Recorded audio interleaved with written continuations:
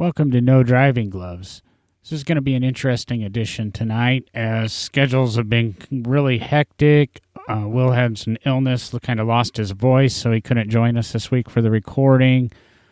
I myself, John, has just been busy, had concerts, launching the new business has been a very hectic week for me, and Derek's been playing a little bit catch up with the NASA stuff and that is exhibit that's opened at the museum for him, and it's just been a bad week. We weren't able to record. We had a topic in mind, but part of our notes for the topic was to hit the way back button for us and go back and review a really early episode that No Driving Gloves had, and that was our episode Trucks from June 21st, 2017. It was literally our third episode. So what we're going to do is we're going to go ahead and really not remaster anything, just mix in this little bit of opening for me, play you the episode Trucks just to refresh you, because when we sit down to record this week, our topic is really not going to be that off the cuff, but there's been a lot of introduction with trucks, from new tailgates to the fight for number 2, to the new Ranger, to the controversial HD Silverado, to possibly Ford bringing some sort of unibody truck back to the market. There's a lot. So we're going to sit down and talk about it. But just to see how right or how wrong we are, here's our episode, No Driving Gloves, Trucks, from a year and a half ago. Have fun. We'll all be with you next week.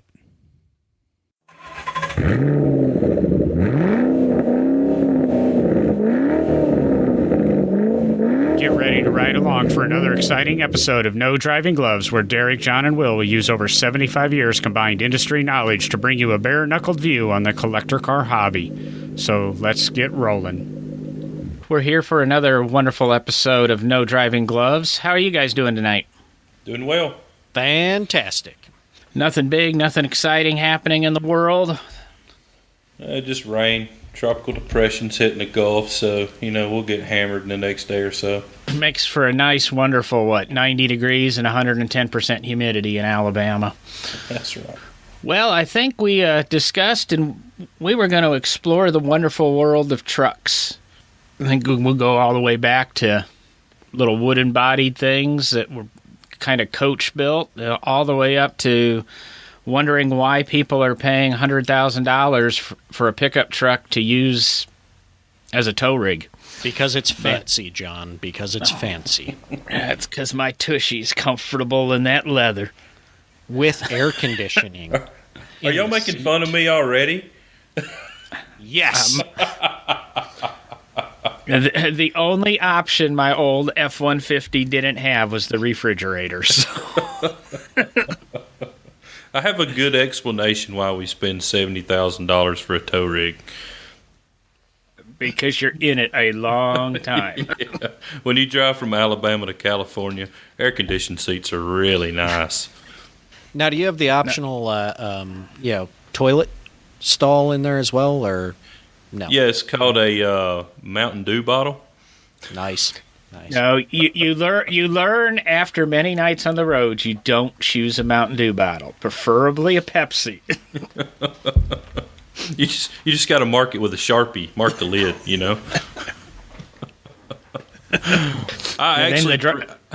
The driver gets mad at you when he turns a dome light on while you're checking. I actually prefer the Frappuccino bottles. They have a little wider mouth. So, we're trucks, right? We were going to talk about trucks. Yeah, trucks. Here we go. How about this? How many of us... I drive a 2010 Ford F-150 as essentially, let's call it one of my daily drivers. Do both you guys... I know, Will, you've got a truck. I know, John, you've had trucks in the past, but do you both have trucks currently? Yeah, I have a 03 Chevrolet 1500 short wide bed that is essentially my daily driver, and a 2016 3500 dually Chevrolet that we pull our trailers with, and do a lot of parts chasing and stuff like that with. Now, I got rid of my... I had a... I go through cars so fast, I apologize. I had a 14 F-150 for a while, and it's become a Ford Edge Sport right now because it had cool wheels, and I was getting my oil changed. So so that's what I'm driving now, and we might go back to a pickup truck. I seem to go every other car is a pickup truck for some reason. The most important time in life to get a new vehicle is at an oil change or when you need new tires. I'm just saying. There you go. Well, what car? The F-150 I had was the first car in my life that I ever put a second set of tires on. Wow. So, and I'm a stickler on bald tires, so yeah, like I say, I usually get a new car about once a year. It's an expensive hobby, but it's cheaper than cocaine. Have you ever just put a pair on a vehicle? No. You need to learn how to massage that the brake pedal and the gas pedal and have a little fun every once in a while. I have rotated tires before. And the Ford Edge I did put a set of tires on it too, but it came with these really soft Pirellis, and they're 22-inch factory wheels, which is no longer available from Ford because those tires hurt to buy. Oh, yeah. You know, Will rotates tires too. It's just usually at like 7,000 RPM, 60, 70 mile an hour, standing in one spot. So. You daggone right. You ought to see our driveway at the shop. It looks kind of like a drag strip. I've had one car I've put 2 clutches in, but not tires. That was one of my first manual transmissions I owned. I would hope it would be one of your first ones. Oh, back to trucks. That might actually be a lie if I think about it, because when I bought my 03 S10, I bought it brand new with the intention of reliving my high school days and making it a lowrider. Within the first 500 miles, I had dropped it and bought a set of American Racing Torque Thrust 2s, put those on with some tires. So I guess there was a set there too, but I never did really wear out the first set. When I sold the truck, they went with it. So we'll give that one to you. You hadn't ever wore out a set of tires and then replaced them on a vehicle. Yeah, I just replaced the vehicle. Yeah, just replaced the vehicle. Oh. So, one of the things that is kind of interesting to me is how trucks have evolved from being strictly a work vehicle. That's all they used to be, and now, look at us. We all drive trucks. You can't go to the grocery store and half the vehicles in the parking lot are trucks. They're just so comfortable and practical, and there's all that room in the back for groceries. That's right. Well, with my F-150, it was a four-door Lariat, and I had, it's now sold by Ford as a factory accessory, the hard tonneau that folds up into 3 pieces. Best tonneau I've ever owned on a truck. Made it a watertight bed, and driving that around, it kind of, my thought was it was a Grand Marquis. There is no full-size four-door vehicles that will comfortably seat 5 or 6. And the truck's kind of taken that place, and you put that hard bed cover on it, you've got a nice sized trunk, you've got a comfortable vehicle to drive. Part of I think the reason trucks have went the way they have is the market doesn't provide anything. Even a big Cadillac's a tight car for 5 people. So that's true. That is true. And so many people have extracurricular activities, whether it's kayaking or camping or you just throw everything in the bed of your truck and go, and you don't think nothing about it. Collecting classic and antique cars and having to pull a trailer and haul a bunch of parts around and go random places every other weekend and find some new part or new car to bring home. That's right. I don't know how people live without a truck, having one so often. With the SUV I have now, I did go out and I bought, one of those utility trailers from one of the big box stores, and I hitch it behind it. It'll hold 3,500 pounds. The SUV will tow 3,500. and the load height's easier, but you've got to have something like that. It seems in today's world of do-it-yourself, you want to do a project at home for the wife, or you want to build yourself a new sofa or anything, go to the lumber yard. The furniture stores even require you anymore. A lot of them. We bought I can't remember, things 98 inches by 98 inch painting for our entryway, but the furniture store wouldn't deliver it. We had to go pick it up, and you're not going to do that with an Aveo. No. Why does anyone need a 98 by 98 inch painting? That's my question. When you build a shop in the backyard and the girlfriend says she needs a 98 by 98 inch painting, you don't ask why. All right, I'll give you that. And something else is, 15 years ago, there wasn't a lot of people restoring or hot rodding that many trucks. I mean, now Good Guys has its own class. They have a truck of the year early and a truck of the year late. I bought 2 pickup trucks in the last couple of weeks to build, restore, make a hot rod out of them, sell, whatever. I just bought them because they were a good price. And the C10 Chevrolets are, man, it's crazy how hot those trucks are right now. I've got a friend in northern Alabama. He's flipping C10s like crazy. It's kind of the bread and butter of his shop. He's always got one in there that he's doing something to, because as soon as it's done, it sells in a week. And that's the square body C10s. That's not even going to the 60s era, which again were hot. But I might disagree. Granted, Good Guys just introduced their categories in the last decade and a half. I think pickup trucks started to be cool.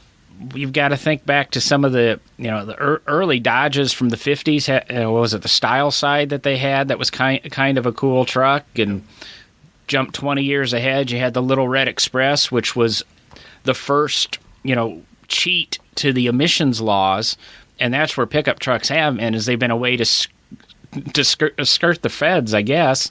Because in 78, Little Red Express was the third fastest vehicle in the quarter mile sold in the United States. The Ferrari 308 and Porsche 928 were faster than it, and then it was a pickup truck because it was that 360 Police Interceptor with Ram Air. That truck existed, and then we had to jump to the late 90s when Shelby started to tune them. Dodge built the convertible Dakota because of the sport truck era. We had the 454 SS, the Cyclone, the Typhoon, and that really launched this sport truck stuff that we have. I think people started to get into the SUVs because the cars got small, and the pickup trucks were kind of the natural way to go because there was some utility to them. For years, they didn't have to meet the same crash standards. They didn't have to meet the same EPA economy standards. So they were a way for the manufacturers to build something to skirt those laws. But even with that to skirt, the public wanted the bigger vehicle. If the public wasn't buying them, even though they were cheating the law, there's no denying that the general public decided we wanted trucks and Americans want trucks. Yeah, that's completely, I kind of think what happened, and it's interesting. We a couple of us, or maybe all of us, I can't remember what Will said. We've all owned Ford trucks, Ford F-150s. Will, I think you said you had a Ford at one time, didn't you? I think I've had one Ford truck. It caught on fire. I would say not on purpose. Not on purpose. Okay. No. But you go back in time, and one new Ford truck. Sorry. Oh, there you go. I've had some older Ford trucks. Yeah. But you go back in time. It's interesting because and of course Ford is kind of always been that best-selling truck in America. That's one of their big deals. But they're really the company. Henry Ford is really the person who introduces the truck to the general kind of public, life and culture in America with the Model T and the Model T truck. There's actually a Model T pickup that's created, and that is really the first truck in American history to be something that the general public is purchasing. The farmers or contractors at the time that need something like that. All of the trucks that were really built before that are your heavy duty commercial trucks for big industry. 1.5, 2 ton, all the way up. I mean, there were 6-ton trucks back, in the early days that companies like White Motors was making. There was a company called Sandusky Trucks and Garford and all these different big truck companies, but they were building them for industry and big businesses. And it took Henry Ford kind of with the Model T idea of a car for the people to get a truck out for the people as well. But the Model T truck, if I remember correctly, was a kind of a late introduction in the Model T model run. Yes, that is came out later. Prior to that, I mean, he saw the demand because you could buy a kit to convert your Model T business coupe or your whatever, I can't remember what Chevy called their vehicle at the time, to a pickup truck that the common man, the everyday person could use. And Henry Ford was the first really, I think, to react to it with something that was affordable and you could buy off the showroom floor. Ford's kind of run with it and developed it. Trying to think back, we got it's a Chevy that's converted into a depot hack, which is kind of the original type full-size van to move people around. And I think it's a good point that Ford started it and ran with it for a while, and everybody followed suit. I've seen photos of even converted Packard pickup trucks and tow trucks and things all through the ages, but they were utilitarian vehicles and very sparse vehicles. Into the 50s and even the 60s and 70s, they were built as work trucks. I guess thinking, was it 76 or 77 that Ford introduced the Super Cab, which again brought the truck to more of the everyday person by giving them a little bit of extra cab space. Did Datsun beat them to that in 72? I'm trying to remember that. They had the little King cab that was like 8 inches longer, but Ford was the first one with that longer cab, and I think then Chevy beat them to the crew cabs or the four-door trucks. So, I mean, I know I'm not exactly sure when air conditioning become an option for trucks, but I know we've done a 72 Super Cheyenne that was a factory air truck. That had to be I'm pretty sure that was a pretty rare option in 72 for a pickup truck to have air conditioning. Yeah, I think it was mid to late 60s that a lot of trucks you start seeing air conditioning. And I have my grandfather's old 67 Chevy.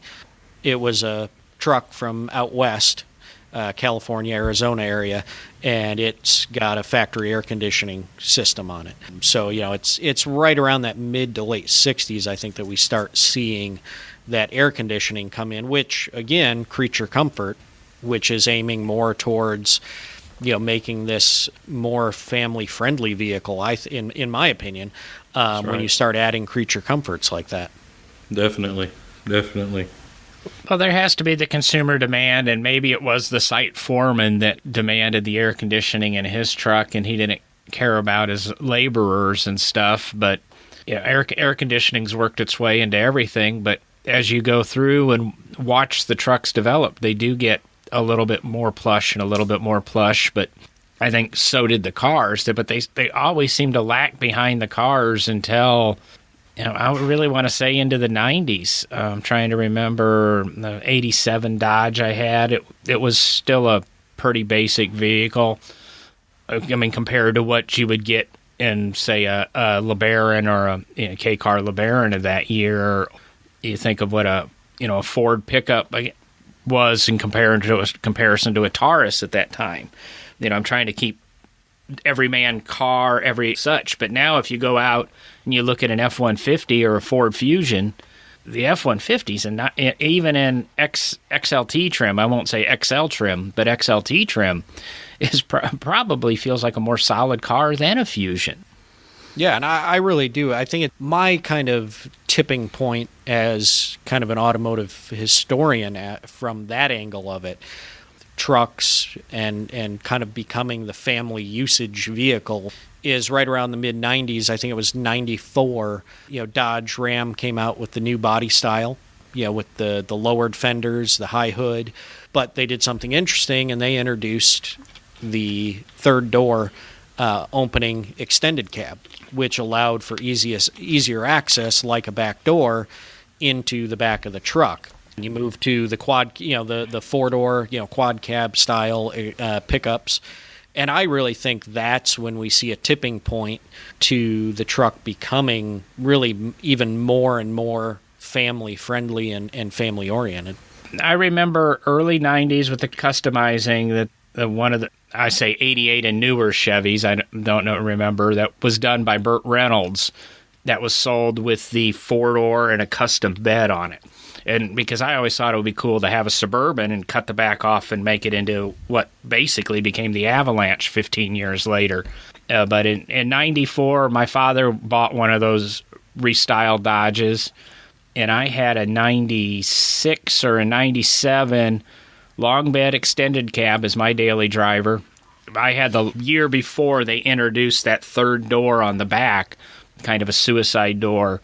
And that really was an option I wish I had. Yeah, I think you're right. That's when they started to really become practical. And then by the early 2000s, the crew cabs came in. Dodge did a restyle where they didn't really have a four-door with two full-size doors on each side. It was a door and a three-quarters of a door. Now there's so many cab configurations. It's unbelievable. It's hard to keep track of them. You talk about crew cabs, though, and especially a lot of the trucks now are the full four-door crew, what we'd call crew cab trucks. I got a beef with them, which is I don't get them because the box is just so small. What's the use? Now you get that big of a cab and you have that little of a box, and it just, to me, the practicality of the utilitarian use of it is gone. I agree 100%. Yeah. The last truck that I had that was a four-door, I bought a 3/4 ton just so I could have a regular size, full-size bed. I wouldn't buy a four-door 1500 just for the sheer fact of, heck, you couldn't get nothing in the bed of the truck. I mean, if you needed a full sheet of plywood, it's going to hang over. So I elected to buy a 3/4 ton just so I could have a full-size bed. And when I bought my 05 Dakota, which was a four-door, I didn't think I wanted a full-size truck. That was the most annoying feature of that truck, was it had a 5-foot 5-inch bed. And everything I own is 5 foot 6 inches, it seemed. There you go. And I swore I'd never do it again. And I traded that truck at a time when gas was $4 a gallon, if we remember those wonderful days, on a new Ram 1500, because they were giving the things away at that point in time, that had the four doors and a 6-foot bed. And it was so nice.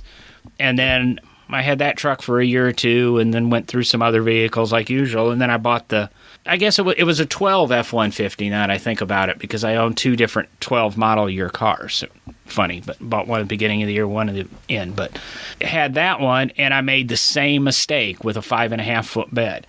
But that, again, was the most annoying thing, because everything I wanted to transport wouldn't fit in the bed. When I was doing that oil change and stuff, and I ended up buying the Edge, I had about a month prior price buying the new 2015 new body style F-150, and the dealer said, oh no, we won't stock any with the 6-foot bed, but that is an option, but you've got to order it. And you can get a four-door with a 6-foot bed, but it makes the truck so long they're hard to drive around in the city. It at least makes the truck usable. That's right. Yeah, I had a narrow bed S10 not long out of college. And I told myself when I got rid of that truck, I'm like, you know what? I will never own another a small truck, and definitely not a narrow bed small truck. I mean, it was which it was so low to the ground, it was pretty well useless anyway. But I mean, you couldn't put nothing in the bed of that truck. Yeah, mine was a standard bed and at least a little bit usable, but go back to when I had my Little Red Express, which was, a step-side bed again, and I was moving, which, as we discussed recently, I have a lot of stuff when I move, and a couple buddies came over with their full-size bed pickups, full width, and you go, well, that is a pretty dinky bed when it's like that. You do notice that really quick. Yeah, I had a 1998 Dodge Dakota extended cab during college and just after college. Same thing, it worked good. I mean, I hauled a lot of car parts in that truck, hauled a lot of different things in the bed of that truck, but it was very clear that a full-size truck, a full-size bed is just so much more convenient when you're dealing with a truck. The Dakota is an interesting truck in the world of trucks when it came out, because it originally came out in 1987. We had an 87 with my father's corporation with a standard cab 8-foot bed on it, and it was bigger than the S10s and the Ford Rangers of the day, but it wasn't quite a full-size truck, and it made sense to the market. Now the market's changed where there is no mini truck left. So everything's went to this mid-size truck, but the Dakotas went away, the Rangers went away, soon to return. Why would you go out and buy a Colorado or a Canyon that's a little bit smaller, gets the same gas mileage as the big truck, and costs almost the same amount? I think at one point in time there was a market. The mini trucks were extremely hot, especially for, I think, me and Will. Me, I guess I'm 10 years older than Will. I had my, mini trucks in high school, lowered and convertible and V8 swaps and all that fun stuff that we used to do. And Will and I went and relived that 10 years ago with our S10s. And I've got friends doing that now, buying Nissans and stuff to relive those days. But once those days went by, everybody was into that full-size truck. You're right, Dodge radically restyled their truck. Ford did a nice progression. Chevrolet has done a nice progression. In 88, when the Chevrolet restyled from the square body to the more aerodynamic truck, that really softened the pickup truck and made it look less like a work truck, which, again, may have helped that move to the everyday consumer rather than the contractor. Yeah, and you talk about something interesting, which is what the market is wanting. And I guess the question becomes right now, with the Colorado being out and becoming pretty popular from what I'm reading and hearing, and the reemergence of the Ranger, what looks like it's going to be reintroduced pretty soon, is the market moving back to the medium-sized truck, the smaller, what we in a GM family would call the S-Series truck, the small series truck. Is the reason we're seeing the resurgence and the rebirth of these trucks, is that suggesting that we're going to see the market move to that? In my truck use and my truck demand, like I said, I went from a full-size F-150 to a Ford Edge, and I get by with a small trailer. I could easily deal with a smaller vehicle. My girlfriend drives a Mini, and then we have a Velociter also. She likes that smaller car. She wasn't comfortable in a bigger car. She's always grown up in small cars. So I think there's a market for that. We've all been at the grocery store or one of the big box stores, and you've got the driver who can't park their Escalade or their F-150 or their Dodge Ram. Or I do that so I don't get door dings. So you're that guy. But the nice thing about having the Mini is I can usually still park next to you and still be in my spot. Yeah, but you're the guy at the big box store that we see out in the parking lot trying to cram a refrigerator box in the back of it. Yeah. And plus you're driving a Mini. There's nothing wrong with a Mini. A Mini is a wonderful car with a ton of room in it. And I've heard, and I don't know personally, that even Penn Jillette for years drove a Mini.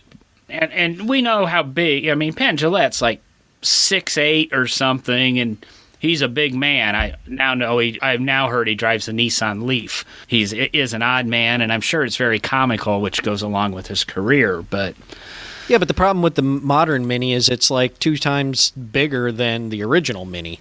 The whole purpose is kind of gone. No, the modern Mini is 2 times bigger than the Mini they sold 5 years ago, which was already 3 times bigger than. But it's still an intimidatingly small car to drive down the road, or next to that person in that F-150 that should probably be in, as you said, an S-Series pickup truck or such. But we're Americans. We like it big, and we love our, what? I don't even know. What are we paying for gas now? $2 a gallon? $2.50? Yeah, about $2. $2 a gallon, yeah. Sorry for your California listeners. Yeah. We've got the resurgence or reemergence of the mid-size pickup, the whatever we want to refer to it as.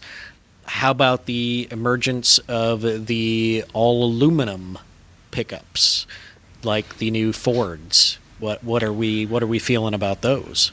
I don't think it matters, again, what we feel. It's now, those are up for fuel economy standards, and while Chevrolet is running ads showing how bad the F-150 does in a work situation, and social media is full of pictures of how bad F-150s look after crashes, rumor has it by 19 or 20, Chevy's going to have an aluminum pickup. They're doing it to save weight, and I think, I'm not a metallurgist, but I think you can build just as strong as a truck in a crash, and that's all they care about is crash. They don't, you really don't care about vehicle repair. You care about the occupant surviving to go out and buy another truck to replace the one they totaled. I mean, I think they need to have it as an option, to be honest with you, because if I have an option for an aluminum bed or a steel bed, I'm going with a steel bed because we use our trucks on a regular basis. I mean, mine's sitting outside with half of a pecan tree cut up in it, and I wasn't easy throwing them in there. But what is your bed inside? Do you have a Rhino liner? Do you have a plastic bed liner? Do you just leave it painted steel?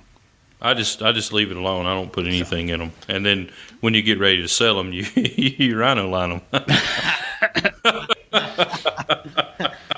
So that's how you do that. Well, at least you use your truck as trucks. So many of them you're always told if you don't have a bed liner in when you trade, oh, you should have had a bed liner. I never put a bed liner in them either. I take a little bit more care, but I don't care if I scratch it or such. But started to use the plastic bed liners with an aluminum bed, you've reduced the rust. I mean, granted, you can still get aluminum still does have corrosion issues. I think you end up with just about as strong of a bed. Granted, if you are taking a Bobcat load of bricks and dumping it in an aluminum bed to a steel bed, I think the ad might be semi-accurate with that. You might damage the bed a little bit more. But I think it does go back. The reason I threw it out there, I think, is because it again goes back to the fact that this is in my opinion, and you guys can agree, disagree. But it goes back again to the fact that the pickup truck, especially the 1500 series, the 150 series, has become more of a personal use family vehicle than any type of work truck. So, again, it's going back to it doesn't maybe need to be as strong or as durable in some work situations, crash test, all that. It's safe. But they're not, maybe we don't need to worry as much about somebody dumping a ton of bricks in the back, off of a Bobcat. And I think that's kind of what my opinion and my view on it is that, it's just showing that the truck in some ways is looked at again more as personal family use. Yeah, definitely. Americans have gotten kind of soft over the years. People don't do as much of their own work. They'd rather sit on their couch and play video games and watch TV and pay somebody to come out there and do it. So, I mean, there's a lot of truth to that. Ford, with the introduction of the new F-250, which is designed more for your work person now, that's now an aluminum body truck too. So they're just going that way. I mean, you can save 1,000 pounds. I mean, you get a better performing vehicle, and we'll touch on this a little bit. Ford's, seems to be obsessed with making you run 2.5, 3.5 liter turbocharged motors in their vehicles. Granted, the F-250 is a little different, but does that help the vehicle perform more to that 5 liter V8 standard, as opposed, because it is 1,000 pounds lighter and it does aid into the fuel economy? I think it's a losing battle. Everything's going to go aluminum because it makes the vehicle lighter and makes for better EPA numbers. And that's what drives the market anymore. They have to build to these unobtainable laws. So, well, it's also a lot easier to shape aluminum than it is steel. So they're saving money on their dies and everything else when they're stamping these panels. They're not going to have the die repair. They can probably make them out of a cheaper material just because aluminum is so much easier to shape than sheet metal as well. Now, that is a good point, that the production costs could be low, and these pickup trucks are the highest profit vehicles that most of these manufacturers sell. Yep. I know I've attended SEMA for the last, 7, 8, 9 years in a row. Every year, what grows the most is the sport truck aftermarket showcase out there. The first year I went out there was several trucks outside, and then every year there's more and more and more and more and more. And last year, the whole, I think it was like the north side of the parking lot outside was nothing but trucks. They have their own hall. Dang near half of SEMA is sport truck stuff. So, that could be helping, drive the market as well, is the aftermarket, having so many different options for every truck out there to personalize it and make it their own. I think the aftermarket's driven by the market, though. If people are buying the trucks, the aftermarket's going to follow suit. I mean, you go back to the 70s, vanning was big, so I'm sure there were a lot of van companies out there with porthole windows and shag carpeting, which don't exist now. We've talked recently, a friend of mine building the Nissans talked about making it a convertible truck because he always wanted a convertible truck back in 90. I had one. I paid $100 then for my kit, and he told me, the same kit's still available. It's $399 now, and like you said, nobody's buying them. Nope. So there's not that many people making convertible pickups anymore. As cool as they are, I want to go on record saying that. Model A Roadster pickups. Just saying. There we They go. were around in the 30s, and they were pretty sweet. They started then. You can pick up a Dakota convertible for $4,000. Yeah, you got a Dakota convertible too. I detect jealousy in that voice. I was picking up sarcasm, not jealousy. Subtle differences. But I think it's interesting, going back to what you had talked about a little bit ago, John. It's with the aluminum end of things, and the market is going towards it for fuel economy and weight savings and all of these things. It's interesting to see it happen. In some of my research I've done in my career so far, in the teens and 20s, there were a lot of tests going on and kind of experiments going on with aluminum in the trucking industries. And there were some truck companies playing around with casting the various components of the sprung and unsprung parts of the chassis in aluminum and running them on their trucks to see how they would hold up under the weight loads, under the stress of the turns and all these things. And of course, at the time, aluminum, the idea of aluminum and alloys of the aluminum, just the technology and the science wasn't good enough to really do great aluminum that was strong and really, really solid. And we finally have the technology and the ability to do some really cool things with some really in the end, much more durable and safe aluminum. I was going to ask for the third episode in a row, was I going to say it's nothing's new today that hasn't been tried in the past. Exactly. Aluminum in the early 1900s was almost a precious metal. I think it was trading for close to the value of gold. It was so hard to process and so hard to come by, and you could not get the pure aluminums that we can get today and work with. And the structure, I mean, I get confused all the time when I'm working with aluminum alloys. Do I want 3032? Do I want 1100? Do I want 6062? It's just, I've always got to go look at my notes. What do I want? What am I making? What am I going to shape? We're talking about the major manufacturers with their trucks and their full size, and they keep getting bigger and bigger. And there's this kind of underground market. I don't know how many of you pay attention to, I'm going to call it the kit car replicar industry, but there's a guy out there as a company called Smith Performance. He was formerly as one of the partners in Factory 5, and he's had a very popular conversion kit the last couple of years. He started with Volkswagens, where you could take a Rabbit or a Jetta and kind of cut up the back, and for this $3,000 kit, make it into a El Camino mini pickup again. He's now expanded the line to include the Dodge Charger, and I just saw pictures of his, he's doing like an Audi A4 conversion. I don't know why he doesn't do it like something cool like a Mini.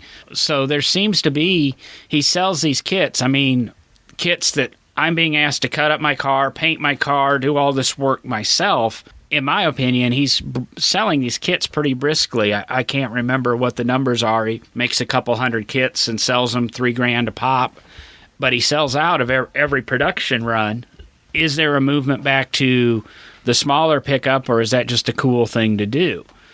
I've seen a couple of those, and they're actually really pretty cool. I mean, does it give you a pickup truck? I mean, not necessarily. I mean, you could still haul more in the back of that than you could if it had a trunk.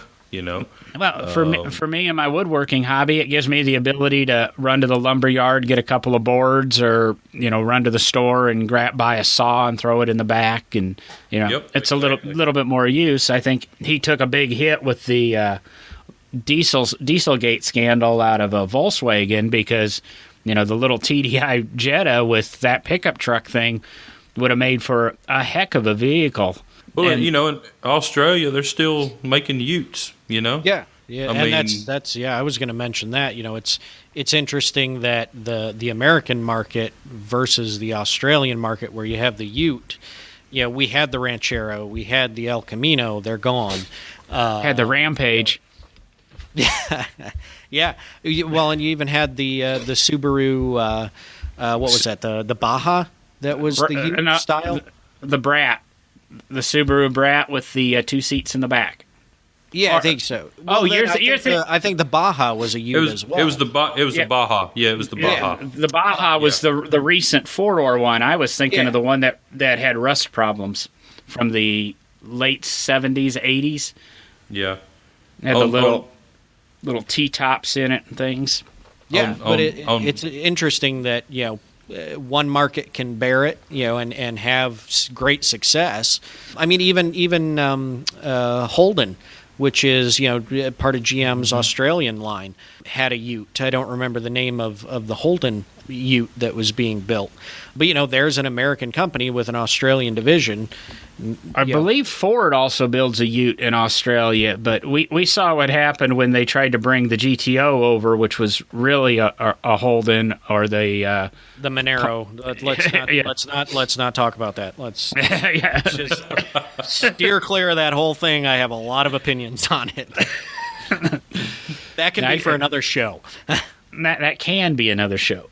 But I think the market's there. It's just it's all economies of scale here, and it already failed. So do they want to risk the money in bringing these things back? And General Motors has a way of, okay, we'll do it, and then they take what we ask for and change it to Americanize it, and we didn't ask for an Americanized version. We want what was there. Let me ask, I just had this conversation recently with a friend about the Raptor. I'm somebody who liked my little Red Express. I love the SRT-10 Ram. I like lowered vehicles. I have no need in the world for a lifted 4x4. I'm never going to run the Baja. But if I could have a Raptor, even with the 3.5 EcoBoost 6 that I can tune to 600 horsepower and sit the thing 4 inches off the ground, why won't anybody build me my truck? Where's my two-wheel drive Hellcat? Hey, you never know; it might be coming. But I will say I grew up in Michigan, grew up in the north, and if I could have a Raptor in my driveway tonight, I'd take it. Lifted 4-wheel drives, I've got a soft spot for them. I grew up in Illinois, and I drove home one night in my here's one for you guys: 1980 Ford Courier with a step-side bed with a 231 V6 in it that we decided to lower one day, and we took the springs out, and my buddy, who ironically is building the Nissan now, said, "What do we want, 2 or 2.5 coils?" We chopped 2 coils off, and good thing we didn't go 2.5 because I only had about 1.5 inches of ground clearance plowing snow with that thing. So you can get around with your two-wheel drive overpowered pickup. I didn't say you couldn't. I just said you could look cooler in a lifted 4-wheel drive. Nothing's cooler than the guy stuck on the railroad tracks in his lowrider. We plowed some snow in a 2-wheel drive K5 Blazer in Kansas in the early 2000s too. late 90s, I believe that was. Yeah, late 90s. Yep. So you guys just love giving your age away, don't you? Hey, yeah, but when you're 26 and you look as good as me. Well, John's got 10 years on me. We were just in college at the same time. Hey, when I get my AARP card, I'll be buying. John's just going to claim that Will was a very advanced student. Advanced at I don't know. We won't go there. I was a student, but advanced is not the correct adjective. So we all agree trucks are pretty cool. We like trucks. And it's going to be interesting to see what the market does with the truck in America. I don't think there's any stopping the truck market. They keep getting nicer. They keep getting plusher. They are, like I said earlier, the luxury car of the world, or of America today. Cadillac didn't have decent luck. Lincoln didn't have decent luck with the super luxury trucks, but why would you want one with a Lincoln badge when you can go buy a King Ranch with, like Will said, heated and air-conditioned front and rear seats with massage and refrigerators in them? And I mean, you can get a truck any way you want it. And if you can't, you can buy it and somebody will sell you the parts to make it the way you want it. Well, we hook up to our 48-foot trailer. We throw 2 cars in it. And, we drive to Las Vegas or California from Alabama. And we're not wore out when we get there. We're going through East Texas or West Texas with the cruise set on 80 miles an hour. And, we're kicking back and enjoying the ride. And you don't have to fight it. It's just smooth sailing. And, and not getting bad fuel mileage. So, yeah, I don't think there's any stopping the truck market, and it's an easy way for us to pull our cars in a comfortable way. I think even if we get $4 a gallon gas again, the market will correct itself for a year or two, but we'll get used to paying $4 a gallon for gas, and the truck market will pick back up because this is America. We want bigger, and we want comfort. We want what is it? America. And when gas prices get to $4 a gallon, I'll be driving my 61 Falcon a lot more. Well, when fuel gets $4 or $5 a gallon, is that going to bring in an electric truck? Maybe. Well, GM already has hybrid trucks, or have played with the hybrid trucks. But like a 3500 pulling a trailer. I mean, are we going to progress that quick where we will see that? I want to say we will see it in our lifetime, our expected lifetime. They're already working with aerodynamically designed electric semis. All of its trickle down. If they can do it in a rig and expect to go cross country or even 2-3 states pulling 80,000 pounds, there's no reason that I would say you wouldn't see a 3500 Chevy that was electric. It's just going to be a really, really hard sell for the first 100,000 of them or so. Oh, yeah. Because when you're in the middle of West Texas and nothing's around you for 100 miles but rattlesnakes and scorpions, and your batteries go dead, is when you're towing. Common theme, no one, it's hard to get people to trust new technology. There's always that barrier to break. So, but I think you're right, John. If we can prove that a semi pulling a 53-foot trailer with however many 1,000 pounds in it can make it across 3-4 states, whatever they can figure out, I don't see any chance that we wouldn't start seeing pickup trucks that are electrified, full electric vehicles that are able to pull, Will's 48-foot trailer that he just mentioned, get him to Texas comfortably. Why it's not in the RV industry, where you put the electric motors on the wheels and you have the electric system and you have an onboard generator that is charging, and the vehicles are electrically operated. Yes, you still have a gas generator, but it seems to be efficient in the locomotive industry. I don't know how it would play out in the real world. I'm not that much of an engineer, and I've never put pen to paper to see if I could convert a Prevost to electric. Just going to throw it out there, but that's the way a number of the early hybrids at the turn of the century in the early 1900s were actually done. I've mentioned in some of our other episodes, or one of our other episodes, Ferdinand Porsche's Semper Vivus. If you get a chance to look that up, it's 2 gasoline single-cylinder engines in the body of the vehicle, and it's electric hub motors that are driving the vehicle. And it's a whole hybrid setup that he designed. The Andrew Riker here in America played around with hub motors in some of his electric vehicles. There's actually a Riker electric truck that played around with some of that technology back in the early 1900s. Wow, that's cool. So I guess we didn't decide whether or not, or discuss the collector car hobby in relation to trucks. We just discussed trucks in the real world, and they're collectible, they're cool today. You can do a heck of a lot with them. Hey, you know what? Why don't we just do part 2 next week on the collector car world of trucks? Just carry this conversation on. Good with that. We might see if that happens or where we go, but at some point we definitely will revisit trucks. I mean, there's a lot to haul in that, pun intended. I've seen a poster that said something like that. I only can think of a Volvo ad with a Lotus and that, but I'm not very creative at this late hour. So late? It's not late yet. You're not I'm as just old. Getting started. You guys aren't as old as me. I had dinner at 4:00. I'm getting a little bit hungry. Ooh, early bird special. You bet. I'm cheap. I don't throw anything away, and we just determined I was old, and now I'm depressed. Hey, we'll come up here and work second shift with me, and we'll have fun. Why would I want to work second shift? I try not to even work first. Well, I said have fun. Do you know what that is, John? I think for John, I was gonna... for John, fun.